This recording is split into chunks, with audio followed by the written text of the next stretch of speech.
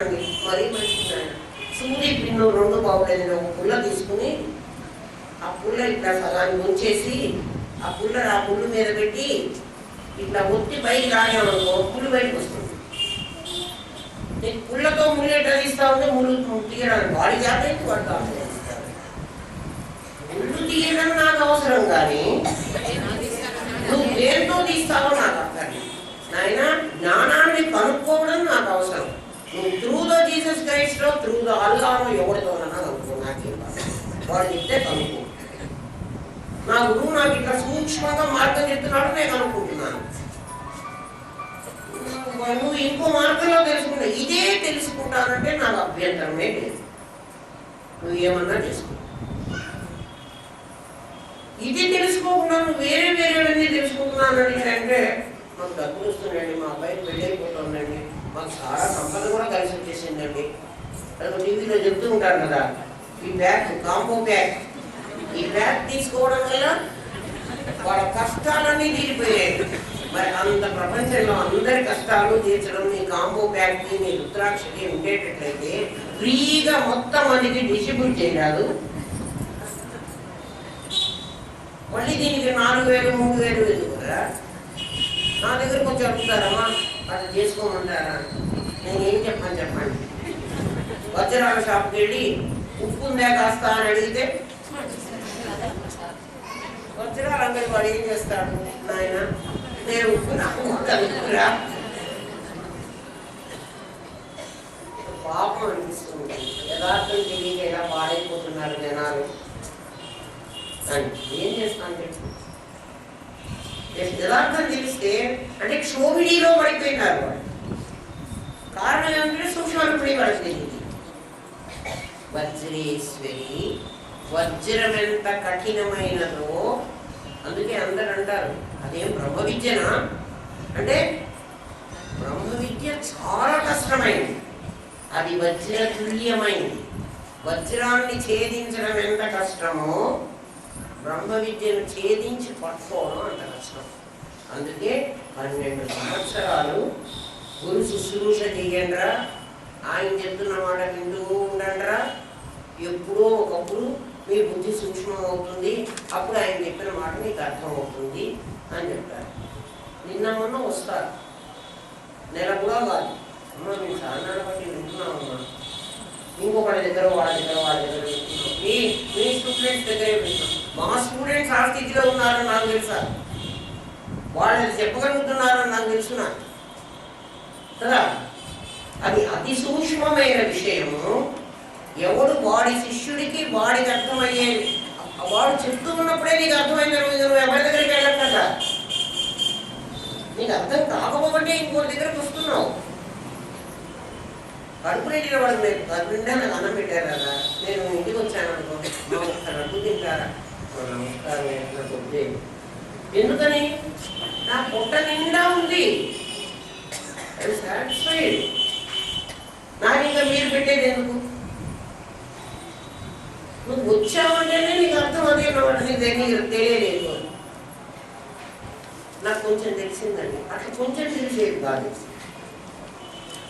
నువ్వు ఆత్మవి అనే సంగతి తెలిస్తే నీకు పూర్తిగా తెలుస్తుంది, లేకపోతే అసలు కొద్దిగా తెలిసి కొద్దిగా తెలియకుండా ఉండదు.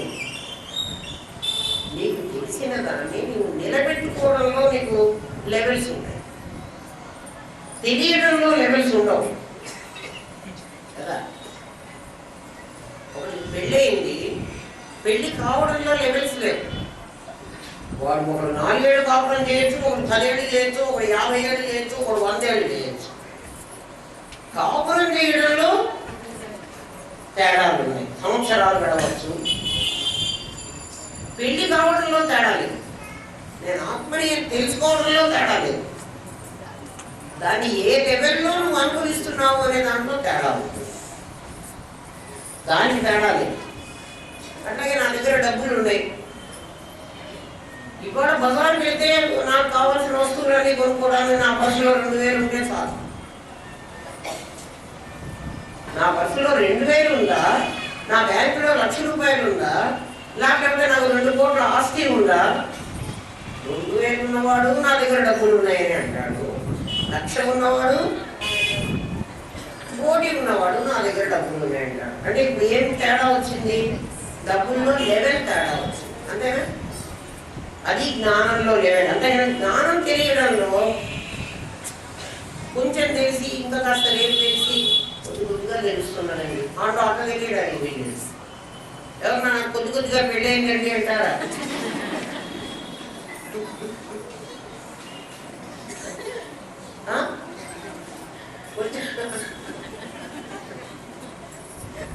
అట్లా పోవడానికి వీల్లేదు.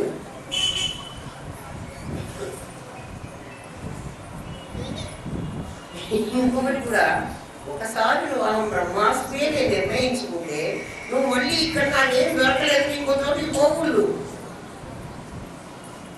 ఆలోచించుకోండి, దానికి చాలా నియమాలు ఉన్నాయి. వజ్రేశ్వరి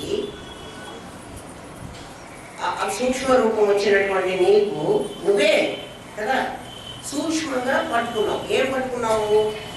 సవికల్ప వృత్తి ద్వారా నిర్వికల్ప వృత్తిని పట్టుకున్నావు. పట్టుకుంటే సవికల్పం ఏమైపోతుంది? నిర్వికల్పమే అయిపోతుంది కదా. అసలు వికల్పమే లేకుండా అయిపోతుంది. వికల్పం లేదు కదా, దానికి రూపం లేదు కదా, పరిణామం లేదు. అది పరమాత్మ నిరాకారం కదా. జ్ఞానం నీలో ఉందా లేదా అనేది గ్రహించుకో. అది ఉంటే, అది ఉండకపోతే జ్ఞానము విత్డ్రాట్ అయిపోతే మన నిద్రలో విత్డ్రా అయిపోతుంది కదా. ఏం రిసీవ్ చేసుకోవటం, ప్రాణం ఓడిపోతుంది, జ్ఞానం గెలుస్తోంది నిద్రలో. మరణంలో జ్ఞానం గెలుస్తోంది, ప్రాణం ఓడిపోతుంది. ఎందుకంటే నిద్రపోతున్న వాడు గాలి పీలుస్తున్నాడు, ప్రాణం ఉంది వాడికి, జ్ఞానం లేదు, ఆలోచన లేదు. చచ్చిపోయిన వాడికి ఆలోచన ఉంది, ప్రాణం లేదు. అంటే ప్రాణం ఓడిపోయింది అక్కడ. ఈ అమ్మవాట వామదేవి. వామదేవి అంటే లెఫ్ట్ హ్యాండ్తో పనిచేసేది అని అర్థం, లిటరల్ మీనింగ్ కావాలంటే. కానీ అమ్మవారి ఎడం చేతితో పనిచేయదు. వామ అంటే వమన, వమనం అంటే వాంతి చేసుకోవడం. వామ అంటే పదము వమన, వమన అంటే వాంతి, దేవన అంటే అదే తినడం. మనము ఏది తింటామో అదే వాంతి చేసుకుంటాం. అయితే మనం వాంతి చేసుకొని పారేస్తాం అనుకోండి, కానీ అమ్మవారు అలా కాదు. ఏది వాంతి చేస్తోందో దాన్నే తింటోంది. ఎట్లా తింటోంది అంటే దానికి ఎగ్జాంపుల్ సాలెపురుగు నుంచి చెప్తారు. ఒక సాలెపురుగు దాని నోట్లో నుంచి ఇలా ఒక సరైవాని చొంగలాగా, చొంగ అంటారు దాన్ని, అది బంకగా ఉంటుంది. దాన్ని ఎప్పుడైనా సాలెపురుగు పైనుంచి ఇలా కిందికి వస్తుంది చూసారా, పురుగు కింద ఉంటుంది, ఆ పైనుంచి తీగలాగా సన్నగా వస్తుంది. దాని నోట్లో నుంచే వచ్చింది. ఈ దారానికి అదే ఆధారం, దాని నోట్లో నుంచే ఇదంతా వచ్చింది. దాంతోనే అది గూడంతా అల్లుకుంటుంది, సాగే గూడంతా అల్లుకుంటుంది, అందులో ఉంటుంది కొంతసేపు. తర్వాత వెళ్ళేటప్పుడు ఏం చేస్తుందంటే దీన్నంతా మళ్ళీ తన లోపలికి తీసుకుంటుంది. మీరు ఇది కూడా చూడొచ్చు. అసలు చూడడానికి టైం లేక నేనైతే వస్తున్నాను, టైం సరిపోవడం 24 గంటలు. ఈ ప్రపంచాన్ని ఇదంతా అర్థం చేసుకోవడానికి 24 hours చాలదు. అది చాలా స్లోగా దిగుతుంది. దిగిన తర్వాత వెంటనే ఎక్కదు, అదంతా లోపలికి తీసుకుంటూ మెల్లగా పోతుంది. ఇందాక అది వమనం చేసింది, ఇప్పుడు అది దేవనం చేస్తోంది. వమనము దేవనము, వాంతికి అది తినడానికి అది అర్థం. మనకు వాంతి మనం ఎందుకు తినలేమంటే మన వాంతి అంతా చెడు పదార్థాలు కలుపుకుని బయటకు వస్తాం, అందుకనే కంపు కొడుతున్నది. దాని వాంతి చెడు పదార్థాలు లేవు. ఏమిటి ఆమె వాంతి చేస్తుంది? ఒక పరిజగములు వెళ్ళినది లోపల నుంచి బయటకు వచ్చింది, మళ్ళీ లోపల. అది సాలెపురుగు, సాలెగూడు. అందుకని ఆమె వామదేవి. వామదేవి ఏమిటి అంటే వాంతి చేసుకున్నది, తీసుకున్నది, దేవి మాత్రం దేవిగా కూర్చుంది. ఈ ప్రపంచాన్ని అంతా ఒక్కసారి వాంతి చేసుకోండి, మళ్ళీ ప్రపంచం అంతా లోపలికి తీసుకుంటాను. ఇంకా ఆమె మాత్రం కదలకుండా కూర్చుంటాను. ఇది బయటకు వచ్చిందని ఆమెకు బాధ లేదు. సాలిపుడు ఆడవటంలో ఇదంతా బయటకు వచ్చిందని మళ్ళీ దాని లోపలికి తీసుకున్నప్పుడు అది సంతోషపడ్డాలి. మళ్ళీ కావాలంటే బయటికి పెడుతుంది. అందుకే సాలిపురుగు ఎక్కడికి పోయా దానికి ఒక గూడు కట్టుకోవడానికి, గూడు కట్టుకునేటువంటి పదార్థం కూడా దాని లోపలే ఉంది. దాన్ని మళ్ళీ తనలోకి తీసుకుంటే అమ్మో ఇది బయటికి తీసినంతా మళ్ళీ లోపలికి పెట్టుకుంటే ఇది ఎట్లా అరుగుతుంది అన్న ప్రశ్న ఆమెకి లేదు. ఎందుకంటే ఆమె అరిగించుకోవాలి. అంటే అవసరమైతే బయట పెడుతుంది. ఎవరిని బయట పెడుతోంది, ఎవరిని లోపల పెడుతోంది? పంచభూతాలను, అపంచీకృత పంచమహాభూతాలను. పదాలు జాగ్రత్తగా పట్టుకోండి. అపంచీకృత పంచమహాభూతం, ఇవి పంచీకృతమైన మన దగ్గరికి వచ్చేది. అపంచీకృత పంచమహాభూతాలను వమనం చేస్తోంది. అంతేగాని వామదేవి అంటే ఎడం చేతితో పనిచేస్తోంది. అమ్మవారి ఎడం చేతితో చేస్తే మనం చేయకూడదా అంటే లిటరల్ మీనింగ్ తీసుకోవాలండి. తెలియని వాళ్ళు లిటరల్ ఆ శబ్దానికి అర్థం తీసుకుంటారు. అందుకే లలిత రహస్య నామం అన్నది. ప్రతి దాంట్లో ఒక రహస్యం ఉంది. సృష్టి రహస్యం అంతా ఉంది వామదేవిలో. సృష్టి అలా బయటకు వస్తుంది, రెండూ తనకు పట్టనట్టుగా ఆవిడ దేవి. దేవి అంటే దివ్యతి, అలా కూర్చుంటుంది. ఆమె ఏం చెయ్యదు. సృష్టి దాని బయటకు వస్తుంది. ఇక్కడ సృష్టి బయటికి రావడం, లోపలికి పోవడం చెప్పన జీవులందరూ మాతృగర్భంలో నుంచి బయటకు వస్తున్నారు. అందరూ భూగర్భంలో వెళ్ళిపోతున్నారు. మాతృగర్భంలో నుంచి బయటకు పెట్టి ఈ ఆకాశాలు, ఈ ప్రపంచాన్నంతా కనిపిస్తోంది. మళ్ళీ వీళ్ళందరినీ భూగర్భంలోకి తీసుకెళ్ళి భూమిలోకి తీసుకుపోయిందంటే ఏం చేసింది? మళ్ళీ రేపు కక్కుతుంది. ఇది కక్కడం, ఇది వమనం, ఇది దేవనం. దేవనం దేవనం అంటే లోపలికి తీసుకోవడం. ప్రపంచాన్ని ఏదో ఇలా ఆంఫట్ అని కానీ అట్లా లేదమ్మా, నిత్య నిరంతరం. అందుకని ఎవరైనా పుట్టంగానే బర్త్డే సెలబ్రేషన్ కాకుండా ఓ అమ్మవారు వాంతి చేసుకుంది. వాంతి చేసుకున్నామే ఏం చేస్తుంది? మళ్ళీ ఇమీడియట్గా దేవనం చేయాలి. ఇమీడియట్గా అక్కర్లేదు. దేవనం చేసినప్పుడు ఏం చేస్తుంది చూడండి, 5 భూతాల్లోకే తీసుకెళ్తోంది ఆమె. ఒకరిని భూమిలో పూడ్చిపెడుతున్నాం, ఒకరిని కట్టెల్లో కాల్ చేస్తున్నాం, ఒకరిని గంగలో దోసి పారేస్తున్నాం, ఒకరిని ఆకాశంలో పెడుతున్నాం. కొన్ని దేశాల్లో పిల్లర్లలో పెడతారు. ఒక పిల్లర్ పెట్టేసి దాని మీద పెట్టేస్తారు ఆ శవాన్ని. చాలా ఎత్తుగా ఉంటుంది. అది కాపులు గడ్డలు అవన్నీ తింటూ ఉంటాయి. ఎప్పుడో అది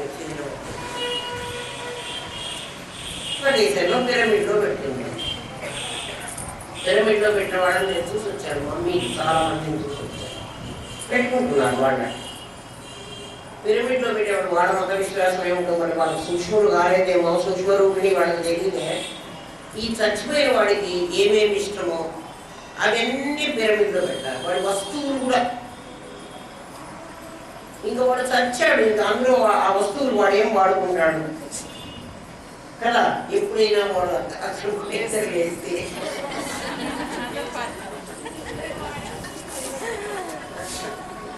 వాడు నిద్రలేస్తే వాడి ఇవన్నీ వాడుకోవాలి. వాడికి ఇష్టమైనది. వాడికి ఇష్టమైంది ఏమి మరి అది ఏం మత విశ్వాసమో నాకైతే తెలియదు. అది ఫాలో అయ్యేవాళ్ళు కూడా ఉన్నారు. యథార్థం తెలిస్తే నవ్వుస్తుందట, దుఃఖం రాదు. ప్రపంచంలో మనం చేసింది ఆవిడ వమనం చేసిందంటే కక్కింది. మనం ఎప్పుడు పుట్టామో అప్పుడు పుట్టగలమా? ఆవిడ ఒకసారి కక్కేస్తే పుట్టేస్తారు. మళ్ళీ మళ్ళీ భూమిలోకి తీసేసుకుంటాను. భూమిలోకి అంటే 5 భూతాల్లో ఒక భూతంలోకి. ఏ భూతంలో నుంచి తీసుకున్నా ఆ త్రూ దట్ భూతం ఆవిడ దగ్గరికే చేరాలి. మళ్ళీ లోపల తీసుకొని పెట్టుకుంటుందా? మళ్ళీ రేపు పక్కన మొదలు. వమన పదం బాగా అర్థం చేసుకోండి. అందుకని పుట్టారని పెద్ద సంతోషపడక్కర్లేదు, చచ్చారని అసలు ఏడవక్కర్లేదు. తెలిసిన వాడెప్పుడు దాని గురించి ఆలోచించడు. భద్రకా పరిదేవన అన్నాడు. ఎందుకురా అర్జున ఏడుస్తున్నావు? అర్జునుడి కృష్ణుడు ఒక మాట అడిగాట, అర్జున ఏడుస్తున్నావు సరే, చచ్చిన వాళ్ళ కోసం ఏడుస్తున్నావా, చస్తారు అని ఏడుస్తున్నావా? మామూలుగా ఏడవాలంటే చచ్చిన వాళ్ళ కోసం ఏడవాలి. ఇంకా యుద్ధమే మొదలు కాలే, ఎప్పుడు చావలే, అందరూ బతుకున్నారు. కావాలంటే ఏడుస్తున్నావేమిట్రా? చస్తారు అని ఏడుస్తున్నావా? నువ్వు చావా? వాడికన్నా ముందు నువ్వే చస్తావు అంటే నేను మాత్రం చావా? ఏమిటే కాన్ఫిడెన్స్? నువ్వు ఆత్మని నీకు తెలిస్తే నువ్వు చావద్దు. నీకు తెలియదు కదా, తెలియకుండా నేను మాత్రం బతుకుతాను, వాళ్ళందరూ చస్తారు. నువ్వు చచ్చిన తర్వాత ఏడు, ముందే ఏడుస్తున్నావేమిటి? అందుకే కృష్ణుడు అర్జునుడి భలే తిడతాడు. ఏం తిడతాడంటే, ప్రజ్ఞావాదాంశి భారత పాఠంటే మహా తెలివిగా వాడిని మాట్లాడుతున్నావు ఎలా చూసుకో చేశాడు. ఏం తెలివి అని తెలివి? ఎవడన్నా చచ్చిన వాడి కోసం ఏడుస్తాడు, చస్తాడు అని ఏడుస్తావేమిటి? నువ్వు కావా? ప్రపంచంలో అందరూ కావరా?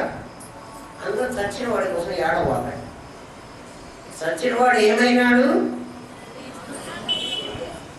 ఎవరైతే ఈ ప్రపంచంలో పడేశారో, వాంతి చేసుకున్నారో వాళ్ళు మళ్ళీ తీసేసుకున్నారు. వమనం దేవనం, బాగా పదాలు నేర్చుకోండి. వమనం దేవనం. దేవనం అంటే స్వీకరించడం, వమనం అంటే వాంతి చేసుకోవడం. అమ్మవారు వామదేవి.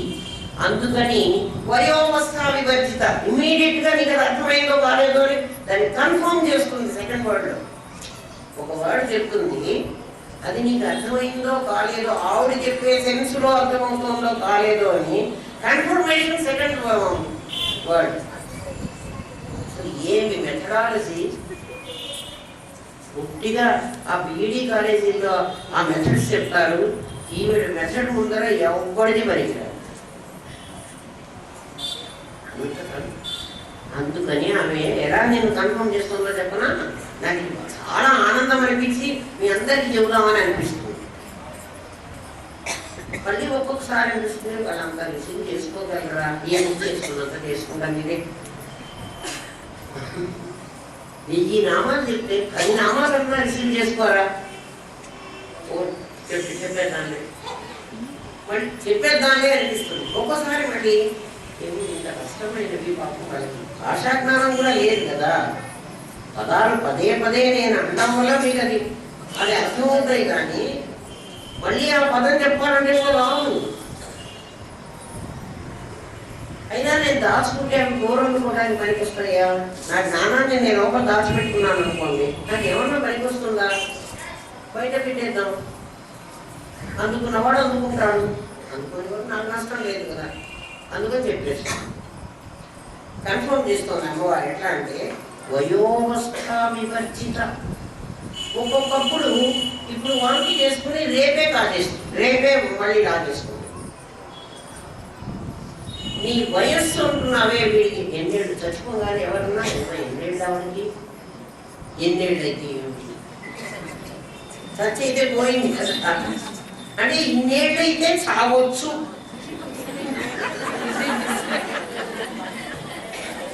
మన ఆలోచన ఏంటంటే పిచ్చి వాళ్ళం కాకపోతే, అంటే ఒకవేళ 40 ఏళ్ళు 30 ఏళ్ళు చెప్పారు, 5 పాపం 30 ఏళ్ళు 70 ఏళ్ళు అన్నారు, వీడు నిర్ణయిస్తున్నాడు. వయస్సు అవస్థ అంటే దేనివల్ల వాంతి చేసుకుని మళ్ళీ ఆవిడ లేవనం చేయడానికి ఎంత టైం అనేది నిర్ణయం లేదు. వయోవస్థ వివర్జిత అని వదిలేసింది ఆవిడ. అందుకని అందరూ ఒక టైంలో వాంతి చేసుకొని ఏం చేసుకోండి అంటే ప్రపంచం అంతా ఒకసారి పుట్టాలి, ప్రపంచం అంతా ఒకసారి లోపలికి తీసుకోవాలి. అలా తీసుకోవడం లేదు. అట్లా తీసుకుంటే మనం అందరం ఒకసారి పుడతాం, అందరం ఒకసారి చేస్తాం. అట్లా సాగు మీరు పిక్ చేసుకుంటుంది. ఎవరెవరిని ఇప్పుడు మమనం చేయాలనుకుంటూ వాళ్ళందరినీ ఒక రైలు ఎక్కిస్తుంది. నేను ఎక్కించడం టికెట్ దొరకకపోయినా తత్కాల్లోనున్న రిజర్వ్ చేసుకున్న వాడు ఆ ఏసీ కోచ్ సంపాదించుకున్నాడు. ఆ ఏసీ కోచ్ని వాళ్ళ కాలబెట్టాలి. అంటే అగ్ని ద్వారా ఆమె వాళ్ళందరినీ తీసుకోదలుచుకున్నారు. అందుకని అగ్ని ద్వారా తీసుకోదలుచుకుంది కాబట్టి ఆమె ఆ కోచ్లో వాళ్ళందరినీ ఎక్కించింది. ఆ ఊరు వాడకూడదు, ఈ ఊరు వాడకూడదు, ఇంకో ఊరు వాడకూడదు, ఇంకో ఊరు వాడకూడదు. ఫ్లైట్ ఎక్కారు. ఆ ఫ్లైట్లో అందరినీ పిక్ చేసుకుంటుంది. వీళ్ళందరూ ఈ గుంపు వీళ్ళందరూ ఇవాళ తెచ్చుకోవాలి, వీళ్ళందరూ రేపు తెచ్చుకోవాలి. అట్లా నంబర్లు ఇయ్యదు. మనం 1 నుంచి 10 వరకు వెళ్ళి 1వ నెంబర్ బస్సులో ఎక్కండి అంటాడు రంగనాథ్.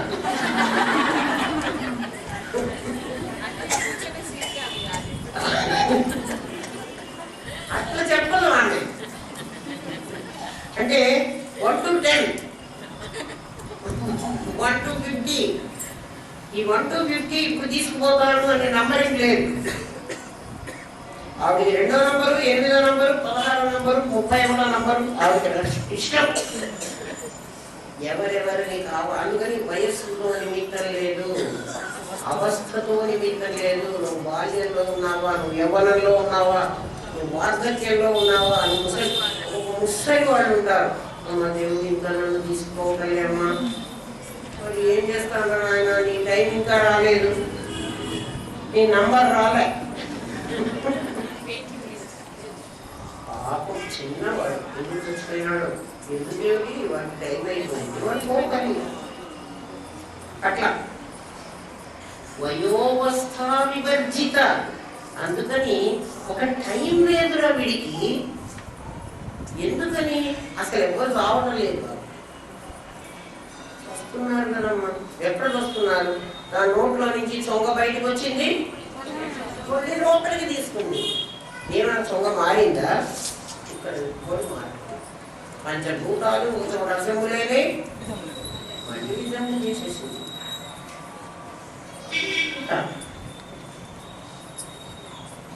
ఆలోచించండి. అందుకని కన్ఫర్మ్ చేస్తోంది వయోవస్థ వివర్జిత. ఆమెకి టైం బాండ్ లేదు, మనుషుల శరీరాలతో సంబంధం లేదు. వాళ్ళని వాంతి చేసుకుంటోంది, వాంతి చేసుకుంటుందంటే పుట్టిస్తోంది. పుట్టిన 4 రోజులకే ఎవరైనా చచ్చిపోవచ్చు.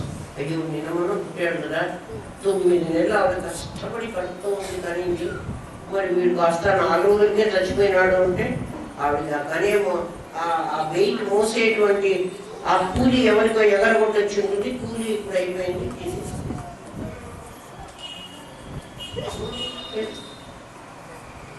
ఏం కారణం లేదు సార్. వయోవస్థ వివర్జిత కన్ఫర్మ్ చేశారు. పైనేమో వామదేవి అని చెప్పాడు. వెంటనే అది నీకు అర్థమైందా కాలేదా, ఎడం చేతితో పనిచేస్తుందంటే వయోవస్థ వివర్జిత కంటిన్యూషన్ ఉందా చెప్పండి. మరి లిటరల్ మీనింగ్ కరెక్టా, ఇది కరెక్టా? వాచ్యార్థానికి పోవాలండి ఎవరు, దానికి లక్ష్యార్థాలు ఉంటాయి. లక్ష్యార్థం వెతుక్కోండి. అసలు లలితా సహస్రనామం కనుక 1000 నామాలు మీకు అర్థమైతే మీకు అసలు బ్రహ్మ విద్య అంతా తెలిసిందండి. ఇంకెక్కడికి పోకర్లే, ఏ మతాలక్కర్లే, ఏ కులాలక్కర్లే, ఏ గోరాక్కర్లే. దీన్నే 100 సార్లు వినండి.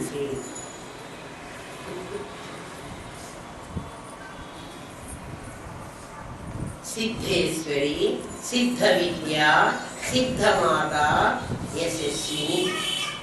నీవు గనక ఆ 2 వామదేవి వయోవస్థ వివర్జిత అనే 2 నామాలు, ఒకటి నీకు సబ్జెక్టు చెప్తున్నది ఇంకొకటి కన్ఫర్మ్ చేస్తాం కదా. అంటే నేను ఎంబీఏ చదువుతున్నాను, ఎంబీఏ పరీక్ష రాసి పాస్ అయినాను. చదువుతున్న వాడికి పాస్ అయిన వాడికి తేడా లేదు. అంటే ఏమిటి? కన్ఫర్మ్డ్ ఎంబీఏ, వీడు పాస్ అయినాడు, చదువుతున్నాను అంటే. అందుకని ఏం చేస్తారంటే చదువుతున్న వాడిని బ్రాకెట్లో పెడతాను. బ్రాకెట్ తీసేశాడంటే వీడు పాస్ అయిపోయాడు. అందుకని ఆ రెండు పదాలు అర్థమైతే సిద్ధేశ్వరి, సిద్ధం నమః. సిద్ధం అంటే సిద్ధుడు అయిపోతావు. సిద్ధుడు అంటే సన్యాస కాదు, కాదు, అది నీవు పొందిన వాడి అవుతావు. అది బికమింగ్ కాదు, అది బీయింగ్. అది బికమింగ్ నువ్వు సాధించుకున్నది కాదు, అది ఆల్రెడీ నీకున్నది. నేను పరీక్ష సాధించు కాదు, నీకు ఆ తెలివి ఉంటేనే, నీ తెలివిని యూనివర్సిటీ వారి ముందర పెట్టి, అయ్యా నాకు ఆ తెలివి అప్ టు ద మార్క్ ఉన్నానా లేదా మీరు చెప్పండి అని అడిగితే వాడు 10 మంది కూర్చొని నువ్వు అప్ టు ద మార్క్ ఉన్నావుగా నీకు సర్టిఫికేట్ వారేశారు. అంతే కదా వాడు తెలిసింది. నేను అప్ టు ద మార్క్ ఉన్నానా లేదా అని వాడు 10 ప్రశ్నలు ఇచ్చారు నాకు. నేను ఏమైనా కాపీ కొట్టానేమో, వ్యవహారం ఏం చేశానో అని తెలియదు. అంటే కాపీ కొట్టి కూడా నేను పరీక్ష రాసి ఉండొచ్చు. అందుకని నాకు వైవాలు ఇచ్చారు. ఒరే నా ముఖంలో ఎదురు నువ్వు మాట్లాడరా ఇప్పుడు ఇవన్నీ. వైవాలు ఎందుకు పెడతారు? పరీక్ష రాసినప్పుడు వీడు ఏమన్నా కాపీ కొట్టాడో ఏమో, ఇంకా వైవాలు